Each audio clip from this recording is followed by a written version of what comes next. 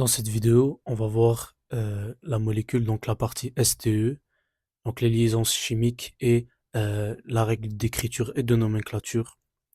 Donc on va commencer avec les liaisons chimiques. Donc il y a deux types de liaisons.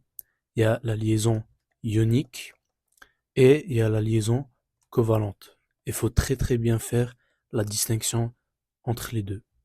Donc ionique, c'est quand c'est composé d'un métal et d'un non-métal.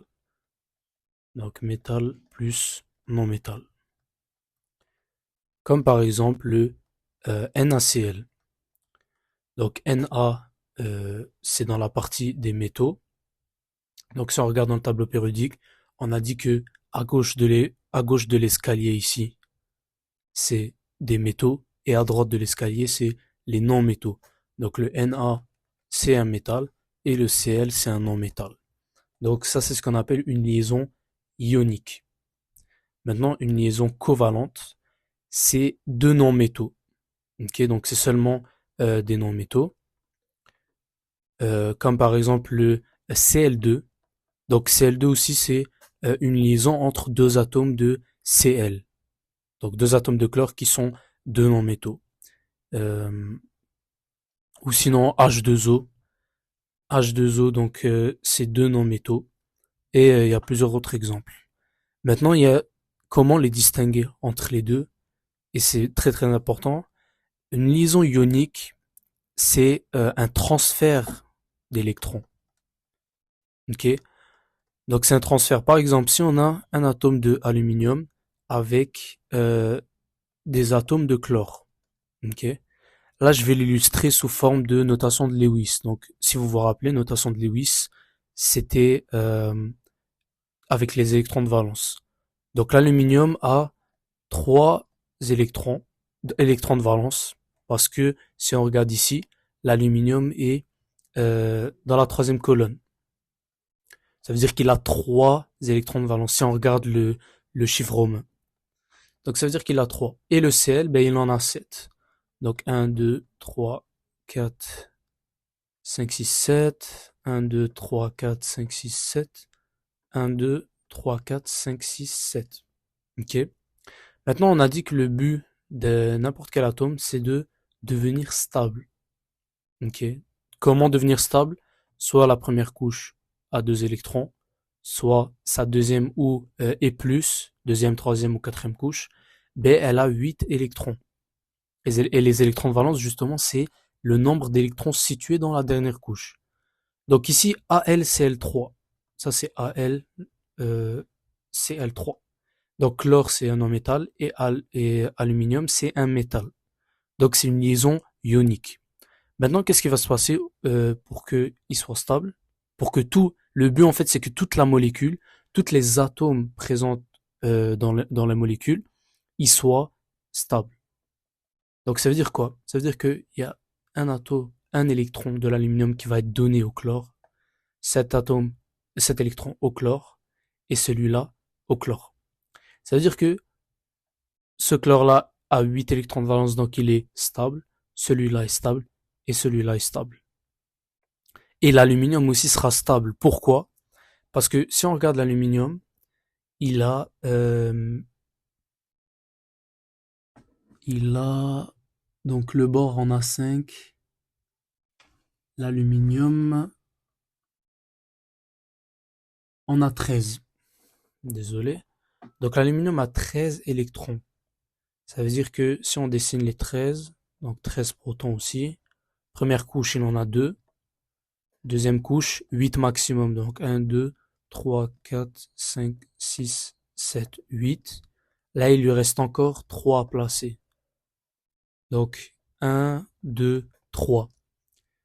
Maintenant il a donné 3 électrons de valence, ça veut dire que 1, tac, tac, ça veut dire que cette couche-là elle disparaît, ok, et du coup, donc elle disparaît, donc on va enlever tout ça. Et du coup, ben, il reste quoi? Il reste la deuxième couche qui est pleine. Ça veut dire que l'aluminium est aussi stable. Ok? Donc ça, c'est le but d'une liaison ionique. Très important. C'est seulement avec un métal et un non-métal. Ok? Et des non, ou des non-métaux. comme dans ce cas-là, Al, Cl3. Maintenant, liaison covalente, c'est juste entre des non-métaux. Et ça va être, contrairement à la liaison ionique où ça sera un transfert d'électrons, ça sera un partage d'électrons. Ok? Donc, un partage d'électrons. On va prendre l'exemple du Cl2. Ça veut dire deux chlore. Ok? Deux atomes de chlore. Chlore, on a dit que c'est, donc, si vous allez voir dans le tableau périodique, il a 7 électrons de valence. Ok? Maintenant, c'est pas comme ionique où il y aura un transfert. Ça sera un partage d'électrons. Ça veut dire que cet atome de chlore-là va partager, je vais juste effacer ça, cet atome de chlore-là va partager son atome, et celui-là, le deuxième, va partager à l'autre chlore son atome. Ça veut dire qu'ici, c'est comme si ce chlore-là, ok, il avait les deux qu'on a partagés. Ça veut dire qu'il a 1, 2, 3, 4, 5, 6, 7, 8. 8 électrons de valence.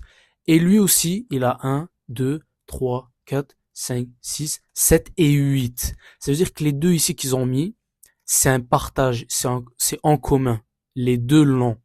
C'est pour ça que les deux seront stables. Okay, et les deux auront justement 8 électrons de valence et seront stables, justement parce qu'ils ont 8 électrons de valence. Même chose avec si on prend l'hydrogène ou peu importe l'hydrogène. L'hydrogène a un seul électron de valence. Ici, si on prend H2, la molécule d'H2, ok, et ben ils vont mettre en commun le même. Ça veut dire que cet atome-là de hydrogène aura 1, 2, et cet atome d'hydrogène-là aura 1, 2. Ils seront stables, pourquoi? Parce que leur première couche, parce qu'on a dit, l'atome, il peut être stable de deux façons. Soit sa première couche a 2 électrons, soit la deuxième et plus de 2 couches, elle a 8 électrons. Donc dans ce cas-là, les deux seront stables parce qu'ils ont 2 électrons de valence. Donc ça c'est pour les liaisons, il faut très bien faire la différence entre les deux. Ionique, c'est un transfert, covalente, c'est un partage d'électrons. Et c'est entre seulement des non-métaux. Hein. Chlore, c'est 2 non-métaux. Hydrogène, non-métaux. Malgré que vous allez me dire, ouais, mais l'hydrogène, mais il est placé à gauche du tableau périodique. Pourquoi ça serait un, euh, un métal? C'est justement une exception. Ok? L'hydrogène, c'est un non-métal. Tout comme l'hélium, pourquoi il serait dans la case des 8 électrons de valence alors qu'il en a 2 seulement? Parce qu'il est stable, tout comme la dernière colonne. C'est pour ça qu'on l'a placé dans la dernière colonne. Parce qu'il est stable, sa dernière couche est pleine. L'hélium, il a 2 électrons ici de valence. Ça veut dire qu'il respecte la règle de doublet et sa dernière couche est pleine. Donc ça c'est pour les liaisons. Donc maintenant, on va passer à la règle d'écriture et de nomenclature, qui est très très très important. Donc on va commencer avec la nomenclature, donc passer du nom de la molécule au symbole. Donc admettons, on prend euh, du dichlorure de sodium, ok? Et on veut passer au symbole. Donc première étape, c'est connaître le symbole de chaque élément de la molécule. Donc ici, on a 2 éléments. On a le sodium et le chlore. Si on va dans le tableau périodique, le sodium, on sait que c'est Na. Et le chlorure, le chlore, c'est le Cl. Ensuite, on écrit le symbole du métal en premier. Le métal, si on va voir dans le tableau périodique, le Na, c'est à gauche du tableau périodique. Alors que Cl, c'est à droite. Et les non-métaux, c'est à droite. Les métaux, c'est à gauche de l'escalier, ici. Donc ça veut dire que on va mettre le métal en premier. Le métal c'est quoi? C'est Na, donc ça va être Na. Et ensuite le non-métal, Cl. Mais par contre, il faut faire attention, on a dichlorure. Ça veut dire que les indices comme di, tri, tétra, ça signifie le nombre d'atomes. Ça veut dire qu'il y a 2 atomes de chlore. Ça veut dire qu'on va mettre un indice 2 ici. Ça c'est pour la nomenclature. Et donc on va faire donc quelques exemples ici. On a dichlorure de magnésium. Donc on identifie les éléments. On a chlorure avec l'indice ici, donc c'est di, ça veut dire qu'il y a 2 Cl, et magnésium. Maintenant, si on va voir dans le tableau périodique, on va voir que c'est le magnésium, le métal, et le chlore, c'est le non-métal, donc il vient après. Et j'ai oublié de dire un truc, c'est que si on a deux non-métaux, ça veut dire que c'est celui le plus à gauche du tableau qui va aller en premier. Par exemple, euh, on a du dioxyde de carbone. De carbone. Ok. Le carbone, oups. Le carbone c'est C et oxyde, donc c'est de l'oxygène. Avec 10, ça donne 2. Maintenant, si on regarde l'oxygène et le carbone, c'est deux non-métaux. Là, qu'est-ce qu'on fait? On prend celui le plus à gauche du tableau. Ça veut dire que le plus à gauche, c'est quoi? C'est le carbone. Donc ça va être CO2. Ok? Petite précision. Maintenant, on continue, on va faire l'autre. Pentaoxyde de tricuivre. Cuivre, c'est Cu. Tri, donc ça veut dire qu'il y en a trois. Il y a trois atomes de cuivre, donc Cu3. Oxyde, c'est oxygène. Penta, 5. Donc maintenant, si on va voir dans le tableau, le, l'oxygène c'est le non-métal et le sodium c'est le... Non, le sodium c'est le métal et l'oxygène c'est le non-métal. Ça veut dire que ça va être du Cu3, Cu3O5. Donc faites très attention aux indices euh, parce qu'on a tendance à les oublier, mais n'oubliez pas penta et tri. Okay. Et on va venir au oxyde et chlorure. Hein. On va y venir après dans la règle d'écriture. Et ensuite, chlorate de sodium. Sodium, c'est facile, c'est écrit dans le tableau périodique. Mais chlorate, c'est pas indiqué dans le tableau périodique. Pourquoi? Parce que c'est un ion polyatomique. Et vous êtes censé les savoir. Donc, si vous le savez, vous l'écrivez. Si vous ne savez pas, vous allez chercher dans vos notes du cours. Normalement, ils sont écrits. Le chlorate, c'est euh, c'est ClO3. Ok, donc le symbole c'est ClO3. Maintenant, le métal, automatiquement c'est le métal en premier c'est le métal qui est le plus à gauche, donc Na. Et ensuite on met l'ion polyatomique, donc ClO3. Donc voilà pour la nomenclature, donc passer justement du nom de la molécule à ses symboles et la formule moléculaire. Ensuite, on va passer à la règle d'écriture. Donc, c'est le contraire en gros. Donc, si on a les symboles déjà, comment on passe au nom de la molécule? Et c'est là où les étudiants ils se trompent le plus. Donc, si déjà vous maîtrisez la règle d'écriture, vous faites que l'inverse et vous arrivez à la nomenclature. Ok? Donc, bon, ici c'est NH4. Hop, hop. Non, en tout cas, on va laisser faire celui-là. H2SO4. Donc, on va aller voir les étapes. Ici, donc, j'en ai déjà parlé. Donc, les symboles, ça représente le nom le nombre d'atomes. Mais maintenant, la particularité, c'est que quand on a les symboles comme ça, on lit de droite à gauche. Ok? C'est pas comme on commence de gauche jusqu'à la droite. On commence de droite à gauche. C'est-à-dire le plus à droite, c'est quoi? C'est le SO4. Ok? Faites attention, vous aurez toujours deux éléments ensemble. Là, vous voyez, il y a deux atomes d'hydrogène, un atome de soufre et quatre atomes d'oxygène. Trois éléments, c'est pas possible. C'est toujours deux éléments. Donc SO4, c'est sulfate.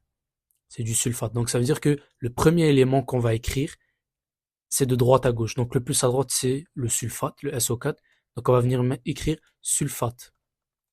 Ensuite, 2. Ok, de quelque chose, sulfate de quelque chose. On arrive au deuxième élément. C'est deux atomes d'hydrogène. Ça veut dire, on écrit deux, l'indice en premier, on écrit l'indice. S'il y a un indice. Sinon, on écrit directement l'atome. Maintenant, il y a un indice. 2, c'est quoi? C'est di. Donc, ça veut dire, on écrit sulfate 2, di, et le H, c'est quoi? C'est hydrogène. Voilà. H2SO4, c'est sulfate de dihydrogène. Maintenant, BNO3, 3. Ok? Même chose. On a deux éléments. On a le bore ici et on a NO3. Ok? NO3 qui est le nitrate. Donc on va faire la même chose pour l'autre. On va commencer de droite à gauche. C'est ça, le nitrate. Donc on va commencer de droite à gauche. Donc ici, le NO3, c'est le nitrate. Mais oubliez pas qu'il y a un 3 à l'extérieur. C'est-à-dire qu'il y a 3 molécules de NO3. Ça veut dire qu'on va mettre un tri. Automatiquement, l'indice, il va toujours en premier. Tri. Tri, nitrate. De quelque chose. De quoi? C'est l'élément le plus à gauche. De bord. Ok? Donc c'est toujours comme ça. Mais surtout, oubliez pas, c'est toujours de droite à gauche. Trinitrate de bord. Ici, et on n'oublie pas les indices, hein. Sulfate et les ions polyatomiques aussi. Sulfate de dihydrogène. Et même, on peut prendre ça et revenir ici, avec l'étape de nomenclature. Nomenclature, c'était quoi la première étape? On identifie les formules, les symboles de chaque élément. Dihydrogène, H2, sulfate, SO4. Ensuite, on prend le métal en premier. En l'occurrence, c'est H2. On prend H2 et ensuite SO4.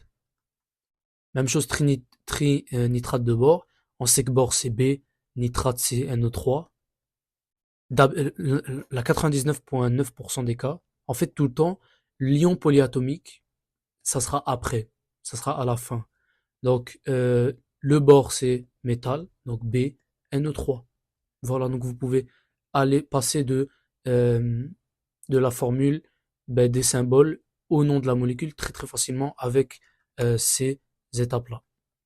Mais surtout, n'oubliez pas, ici, donc c'est dans un composé, c'est celui le plus à droite qui va prendre le suffixe. Ok? On va reprendre celui ici que j'avais dit, le MgCl2. Ok? On va reprendre MgCl2, on va détailler son nom. On a dit donc, on va de droite à gauche. Maintenant, on a chlore. C'est celui le plus à droite, hein. Donc, ici, on n'oublie pas, il y a un indice, donc ça va être di. Cl, on va pas dire juste dichlore de magnésium. Ça se dit pas. Ça va être dichlorure de magnésium. Ok? Donc ça, c'est quand même important de le noter. C'est le nom, c'est celui le plus à droite, il va prendre le suffixe ure. Ok? Donc, dichlorure de magnésium. Maintenant, ici, vous voyez dans les exemples que j'ai mis, c'était que des ions polyatomiques. C'est pour ça que pour les ions, il n'y a pas. C'est que sulfate, nitrate de quelque chose. Alors que ici, quand on a, ici par exemple, oxyde. Oxyde, vous voyez, il est là. Parce que c'est celui le plus à gauche, le plus à droite, je veux dire. Celui à droite, c'est lui qui prend le suffixe ure. Pentaoxyde de tricuivre. Donc toujours, oubliez pas les indices. Et ici, c'est chlorate, donc c'est un ion polyatomique.